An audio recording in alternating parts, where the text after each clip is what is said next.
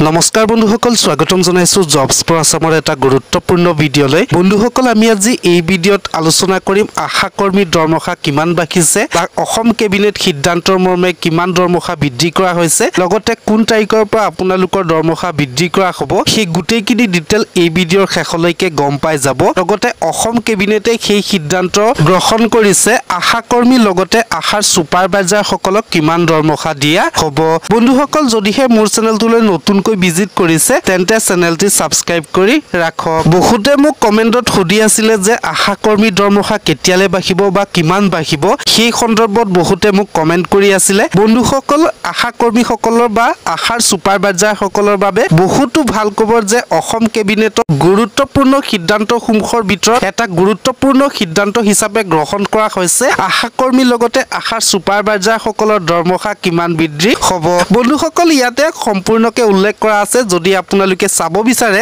video post কৰি আপোনালোকে চাব পাৰিব লগতে সম্পূৰ্ণকৈ উল্লেখ কৰা আছে যে বিদ্যমান কেন্দ্ৰীয় চৰকাৰ অংশ 2000 কৈ দিয়া হৈছিল ৰাজ্য চৰকাৰ অৰ্থাৎ অসম চৰকাৰে 1000 টকা কৈ দিয়া হৈছিল বৰ্তমান 1 অক্টোবৰ 2025 তাৰিখৰ পৰা আপোনালোকৰ কেন্দ্ৰীয় চৰকাৰৰ অংশ হিচাপে 2500 টকা কৈ দিব ৰাজ্য চৰকাৰ অংশ হিচাপে 1500 টকা কৈ প্ৰদান কৰা হ'ব লগতে আশাৰ সুপাৰভাইজাৰ সকলৰ কাৰণে বিদ্যমান কেন্দ্ৰীয় চৰকাৰে 7500 টকা লগতে ৰাজ্য চৰকাৰে 1500 টকা কৈ প্ৰদান কৰা হৈছিল ইয়াৰে 1 অক্টোবৰ 2025 তাৰিখৰ কেন্দ্ৰীয় চৰকাৰে 7500 টকা লগতে ৰাজ্য চৰকাৰে 2700 টকা কৈ প্ৰদান কৰা হ'ব তলত উল্লেখ কৰা আছে যে আশা কৰ্মী সকলে 1 অক্টোবৰ 2025 তাৰিখৰ পৰা 3000 সলনি 4000 টকাৰ স্থিৰ মাহেকীয়া মাননি লাভ কৰিব লগতে আশা সুপাৰভাইজাৰ সকলে 9000 টকাৰ সলনি 10200 টকাত মাননি লাভ কৰিব লোকসকল যদিহে আপোনালোকে অফিচিয়েল নোটিফিকেশনখন যদি চাব বিচাৰে মোৰ ভিডিও ডেসক্ৰিপচনতে লিংক দিয়া আছে তাত গৈ আপোনালোকে